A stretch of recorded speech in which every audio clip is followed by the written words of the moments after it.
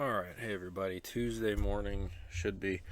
Um, I came back from my trip and now I'm starting school. I actually have to go in person now for the first time, uh, pretty much ever in my college career. So, um, just a heads up, if I miss a couple episodes, it's because school is starting again for me and my schedule is probably going to get super busy. Gonna do my best to stay on top of it, but if I miss some, I apologize.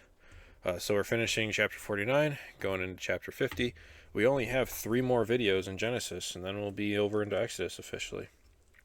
So yeah, today is the death of Jacob, finishing his story. So, chapter 49, verse 29. Then he gave them these instructions: I am about to be gathered to my people. Bury me with my fathers in the cave in the field of Ephron the Hittite, the cave in the field of Machpelah, near Mamre in Canaan, which Abraham bought along with the field as a burial place from Ephron the Hittite. There Abraham and his wife Sarah were buried. There Isaac and his wife Rebekah were buried. And there I buried Leah. The field and the cave in it were bought from the Hittites. When Jacob had finished giving instructions to his sons, he drew his feet up into the bed, breathed his last, and was gathered to his people.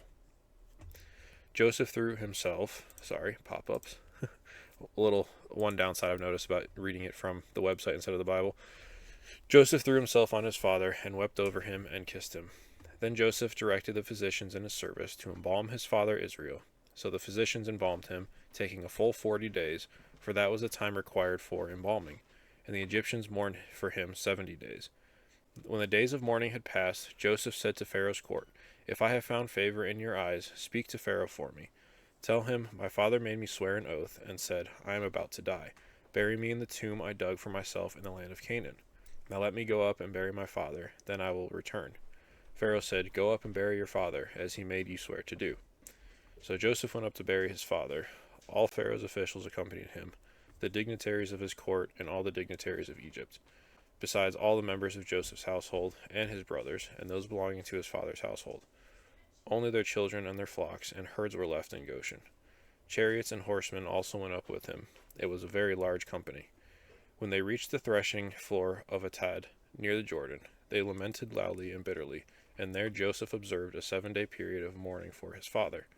When the Canaanites who lived there saw the mourning at the threshing floor of Atad, they said, The Egyptians are holding a solemn ceremony of mourning. That is why that place near the Jordan is called Abel Mizraim. So Jacob's sons did as he had commanded them. They carried him to the land of Canaan, and buried him in the cave in the field of Machpelah near Mamre, which Abraham had bought along with the field as a burial place from Ephron the Hittite. After burying his father, Joseph returned to Egypt, together with his brothers and all the others who had gone with him to bury his father. So pretty simple story. Jacob dies. Joseph then talks to Pharaoh about burying him where he wanted, and Pharaoh says, yes, do this as your father commanded you to do. And a whole, I imagine a funeral procession when you drive, in a barricade of cars. And you all have, the little flags on your car if you've ever been part of a funeral procession. But obviously not in cars, just their time. So a very large gathering of people went with him to bury Jacob.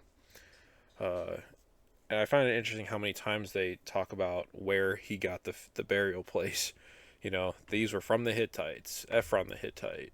It's just, I wonder if it was he had that much respect that he made sure that everybody knew that it was from him that they got that land, or maybe it was part of the deal.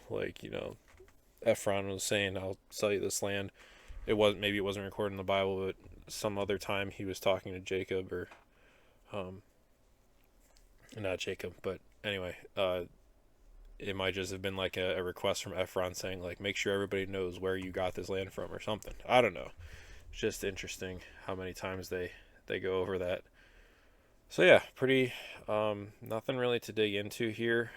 Jacob has officially died, so that is the end of his story. And then we get the last couple stories of Joseph at the end of Genesis, and then we'll be on to Exodus. All right. Hope everybody had a good long weekend if you did. And like I said, I have class starting tomorrow. Looking forward to it very much. So yeah, I'll see you again tomorrow morning, hopefully.